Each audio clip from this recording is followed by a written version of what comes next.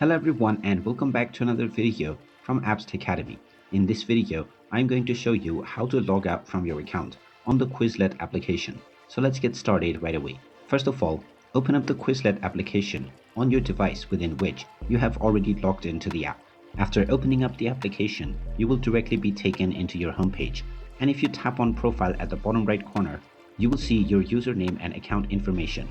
From here, go ahead and tap on Your Settings and then scroll all the way down and you will now see the Logout button. Go ahead and tap on it and this will now log you out from your account right away. You can continue logging back in using your Google account for a shortcut, or you can tap on the login button in order to use your credentials if you wish to log back in once again.